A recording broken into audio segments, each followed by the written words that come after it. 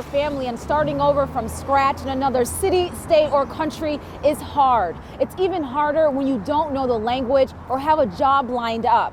Here's a story about how Rochester is working together to help make the resettlement of a few refugee women a profitable one.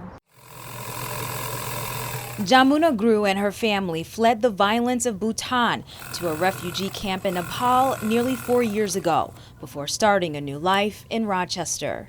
I get to come here and learn and make my time useful. Jamuna is one of 6 refugee women who are learning the trade of sewing. I'm having a good time getting to learn new things, and I also get to teach others what I already know. In Nepal, she made school uniforms and tailored clothing for families. Now she's using those skills here at Rochester Refugee Settlement Services on Dewey Avenue through a sewing and repair program created by Michael Kelly. We learn on old machines that are difficult to use, so I like to think that we produce very good sewers. Right now, the women meet a few times a week making hair scrunchies. Teaches a lot of important sewing skills, turning, good seams, back tacking, and also works with the identity of the people who we work with.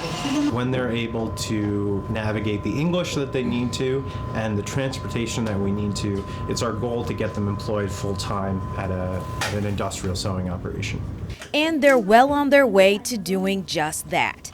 The ladies are fulfilling a labor gap by stitching together these duffel bags pro bono for an upholstery, canvas, and sales business. Chris Werner opened Quantum Sales on Hudson Avenue 4 years ago with a small business loan through the city. It is, a shortage in our industry. We're always looking for people with sewing experience. Somebody really with that experience, knowing how to operate, the walking foot machines or the specific machines, and being a little more familiar with fabricating things that we do, is a lost art. Werner is working with Kelly, offering industry tips and scrap materials for the women to practice on.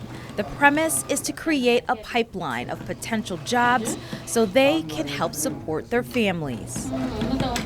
I hope it would get bigger, and it would be good for me to be able to make money. My hope is that, hopefully, within the next year or so, maybe there would be some people that are looking, that move out of that program and look for more of a full-time job. I think it's on us as business owners in Rochester to provide the best working conditions, the most welcoming spaces, so that we can employ people who want to contribute everything that they can to our city.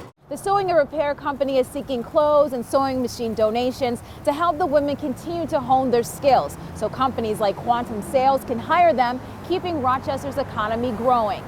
And that's what's good, Rochester.